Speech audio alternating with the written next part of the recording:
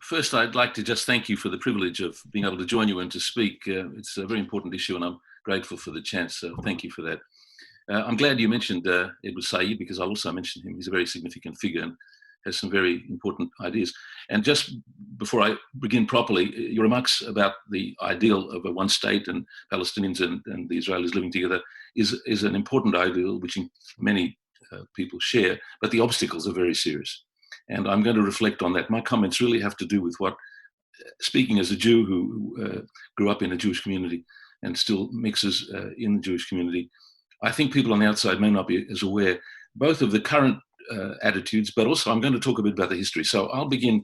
I think I have 15 minutes, and yes. So I'll begin my remarks. My main reflection on the topic, the issue of the recent developments, which is part of the formal topic, is that I want to note that there's no reason why people should be surprised, as they seem to be, about the recent moves. The recent moves which the international community sees as illegal, of course, under occupation, the plans for annexation, and of course the whole settlement project. They're all illegal under international law. But people are surprised by each of these developments as if there's something new about them. And I want to make the point that these moves are in fact just another stage in what has been Israel's century-long settler colonial project. This is part of something going back well before 1948, which I want to mention. It begins at least in 1917, but even before then. And so to understand today, I think we need to understand something about the past. And depending on how well informed an audience is, I think that perhaps what I have to say will be worthwhile reflecting on. And the problem has always been what's euphemistically referred to by the Israelis as the demographic problem. Of course, this means the problem of what to do with all the Palestinians who were there, a Jewish state. So it's important to appreciate that May 15th, 1948, which we just commemorated a few days ago, the Nakba Day, first of all, that wasn't the beginning of the Nakba, as I'll expand upon in a moment. As I say, the history goes back a long way. And of course, the point about the most recent developments is, as I've been suggesting, that the Nakba didn't end in 1948. What we see today, these recent developments, are a continuation of that original catastrophe. These recent current developments are a fulfillment, actually, of the earliest quite explicit plans for what the Zionists refer to as Eretz Israel. This is the land of Israel, which was promised to them by God. Now, I don't know if you're aware, but many people outside the Jewish community are not aware that most Israelis and most diaspora Jews don't believe in God. So there's this interesting thing that they will, like in the United Nations, the ambassador will wave the Bible around as if that's his contract for the land. But this is a cynical exercise because, firstly, they don't believe in the religion in a literal sense, as others do. But in fact, while I'm thinking of it, the most Orthodox Jews, some of them, are anti-Zionist. There are significant groups, hundreds of thousands of very, very Orthodox Jews, Neturai Carter and others, who think that true Jews are anti-Zionist. And there's a significant number of Jews who are opposed to the Zionist project for the reasons that we all are, those of us who are activists. So one of the other factors that's relevant in understanding the current developments, it's not often mentioned, the charter of the governing party, Likud, explicitly rejects any Palestinian state between the Jordan River and the Mediterranean Sea. So the idea that there was ever any serious question of a two-state solution is just a mistake, given what is perfectly explicit in the current, but also not just the Likud party. I think, generally speaking, that's a widespread attitude among Israelis and certainly among Jews outside. So the rhetoric about Israel being a democratic and a Jewish state is actually to embrace a contradiction deliberately, a convenient contradiction. And there's no better spokesman to articulate this. And one of the points I want to make is how openly candid were the earlier founders of the State of Israel, unlike today. I'm quoting now from Ariel Sharon, who has a very discreditable record, but especially with relation to the Sabra and Shatila case. But he was prime minister, and this is what he said, quoting. He says, the terms democracy or democratic are totally absent from the declaration, the Israeli Declaration of Independence in 1948. He says, this is not an accident. The intention of Zionism was not to bring democracy, needless to say. It was solely motivated by the creation of Eretz Israel, of a Jewish state belonging to all the Jewish people and to the Jewish people alone. That's why, he says, any Jew of the diaspora has the right to immigrate to Israel and become a citizen of Israel. And it's a right which I have as a Jew, which the Palestinians who fled and have the keys to their houses don't have. This is the scandal of course, we know. But of course, this was Sharon many years ago. And Netanyahu very recently said, just last year, that Israel is not a state for all its citizens. And the citizens are 20% Palestinian, who don't have, in fact, strictly the rights, although they proclaim that they're all got equal rights. There are 50 or so laws on the books, which Adallah in Haifa, the NGO, points out. So they're very discriminated against. But you have to understand this is not a recent shock. It's a part of the plan. I'm going to illustrate that. Following the 1967 Six-Day War, of course, and the occupation of the remaining 22% of historical Palestine, the current problem is a consequence of what followed in 1993, in particular, Oslo. I think the issues we're talking about now, annexation and the settlements, these flow directly from Oslo.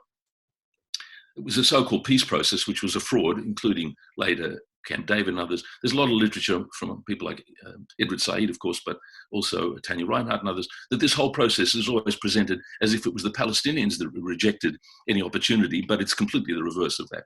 And so the so-called fraudulent peace process led to our topic today, one state, two state, or no states. And the reason for that is that the third option, the no state, has always been tacitly the Israelis' plan. They don't care what you call it, but they were very clear that the idea is that the Palestinians are not to have a state of their own. And until Oslo, international consensus supported the complete Israeli withdrawal from the West Bank and Gaza and the right of Palestinians to an independent state. But at Oslo, the Palestinians effectively discounted and abandoned, relinquished their internationally acknowledged claim to the West Bank and to Gaza. And these have now become disputed territories.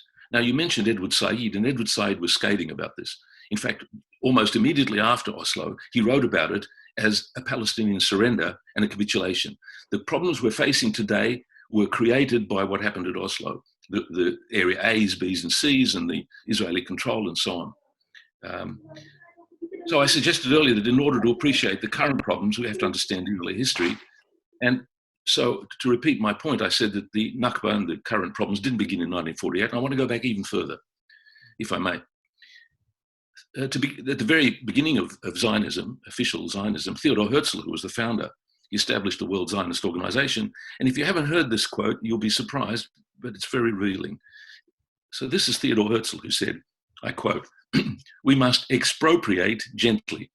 Both the process of expropriation and the removal of the poor Arabs must be carried out discreetly and circumspectly."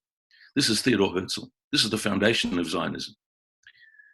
Now, of course, then the Balfour Declaration in 1917, it promised the Palestinian land to the European Jews, which was an extraordinary thing to do for the British, and as today, the power in the region. But what was interesting was that Balfour and the British had made promises also to Sharif Hussein of Mecca, and they betrayed the Arabs by giving away part of their lands that had been promised after the First World War. Now, this is the point I wanted to make. We know the Balfour Declaration, where it pretended that the Palestinians are not to be prejudiced or disadvantaged in any way. But this is what Balfour said in a letter in 1922, and this is very revealing. He said, "In Palestine, we do not propose even to go through the form of consulting the wishes of the present inhabitants of the country." Now, just before I finish the quote, inevitably one is reminded of the way it's being conducted today. You know, President Bush and his son-in-law, whatever his name is, and Netanyahu, they made this great plan of the century, the great deal of the century, and they didn't ask the Palestinians about it. It's the same process, that the great powers simply ignore the Palestinians, the great deal of the century, Kushner. Yeah. Now, Balfour in that same letter continues, and it's worth hearing these words. He says, "The four great powers at the time are committed to Zionism." And this is the shocking part. He says, "And Zionism, be it right or wrong, good or bad, is rooted in age-long traditions, in present needs, and future hopes of far profounder import than the desires and prejudices of the 700,000 Arabs who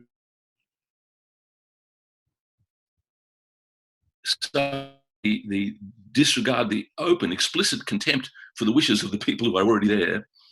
Well, that's where we see the current situation, and we understand what's today if we look back that far. So let me, if I may, give a few more revealing remarks of the early founders who, as I say, were much more honest and open and candid in the intentions than today, the pretense and the persistent process of taking over the settlements and annexation and so on.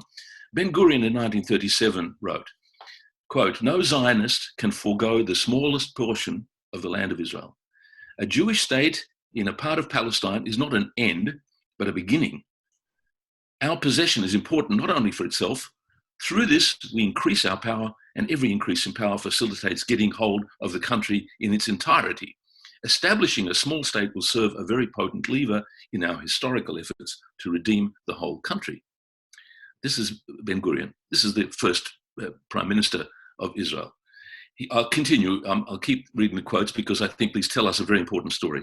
He says, "Just as I do not see the proposed Jewish state as a final solution to the problems of the Jewish people, so I do not see the partition as the final solution of the Palestinian question." I'm going to mention the 1947 partition because it's tragic, but sort of amusing the way that they saw it. And so Ben Gurion continues, "The formation of a large army in the wake of the establishment of the Jewish state, we will then abolish partition and expand to the whole of Palestine." So we shouldn't be surprised at what's going on. The pretense of a peace process has been just a kind of a smokescreen for what the Americans, since the British, have been helping the plan all along. And here's Ben Gurion again, finally. He says, "The Arabs will have to go, but one needs an appropriate moment for making it happen, such as a war." That was in 1937. And that's the plan. Now, this is a quote that I also wanted to mention. I've still got a few minutes. Following the partition in 1947, there was a leading figure there, a JNF senior head in Israel, who made the following interesting remark. He said, when the partition was granted, which is again extraordinary, they drew the line and they gave 55% of historical Palestine to the minority, and the Palestinians got the smaller part of the land. The Israeli figure, the Jew at the time, said, before there was the State of Israel, there was joy mixed with sadness. There was joy that the nations had at last acknowledged that we are a nation with a state, but there was sadness that we have lost half the country, Judea and Samaria, and in addition, we'd have in our state 400,000 Arabs. So they imagined, instead of gaining the part of the land, they imagined they'd lost half of the land that they owned. This is telling you the attitudes, and it's not just then. I'm telling you that today, the Jewish communities, as you may well realize, have exactly the same attitude, and it's very explicit today. This was and always was their land, regardless of the fact that the Palestinians were there, who they claim were really never there anyway. But this is the attitude that we're still dealing with. That's the obstacle to the admirable goals that you mentioned at the beginning, and Edward Said and others, and today still, as I'll mention, they still have the obstacles to the one-state solution of these attitudes. So Begin, another important figure, Begin, who became a prime minister, Menachem Begin, who was a terrorist, a notorious terrorist in 1948, he said too, the partition is illegal. It will never be recognized. Jerusalem was ours and will ever be our capital, and Eretz Israel will be restored to the people of Israel, all of it and forever. This is embarrassing for Jewish communities because they pretend that they had some serious intention, and it was the Palestinians that rejected peaceful and coexistence. Let me, if I may, read a couple of other quotes because I still have a few minutes. Moshe Dayan, who was the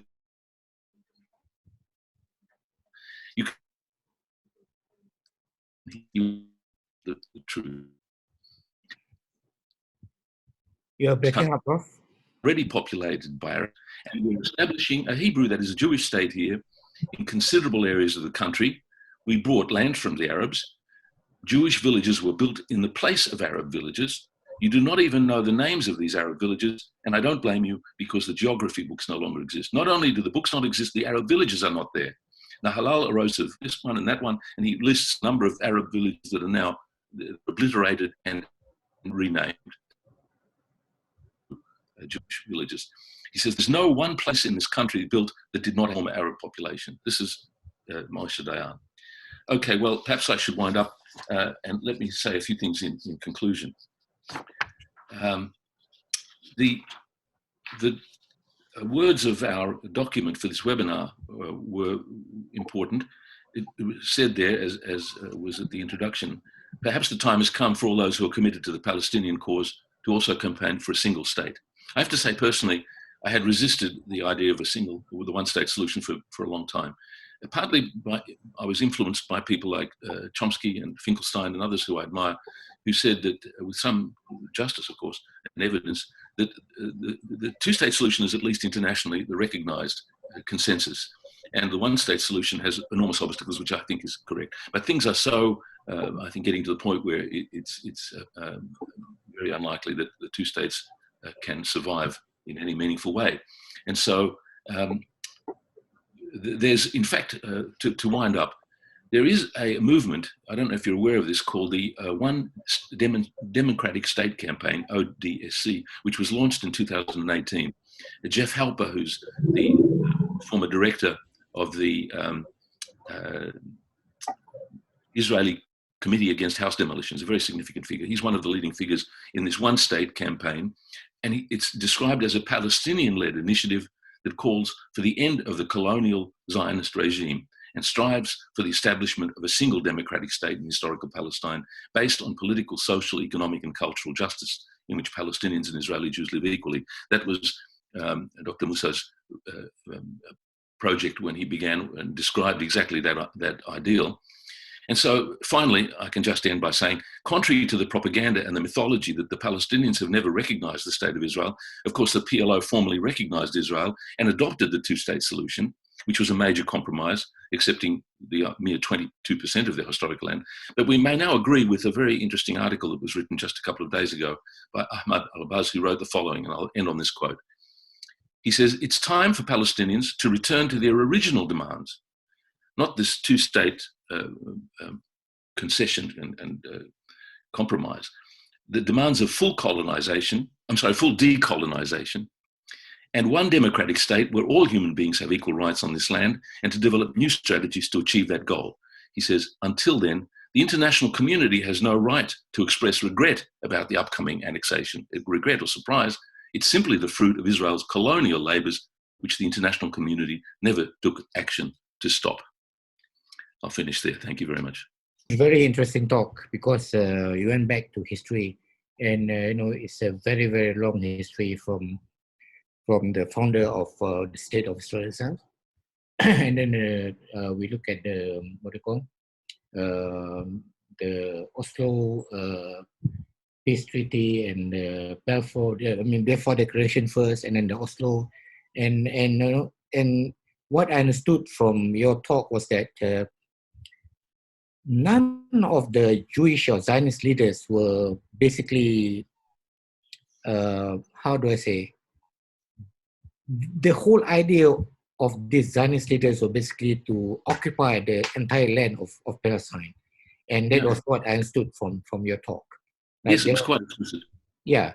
I don't think that, there was a what they call kind of a concession, trying to live mutually exclusive between the two, and it's not going to be something which we can foresee in the future. That's why you are so, you're skeptical about the idea of a single solution, a single state solution in this particular issue.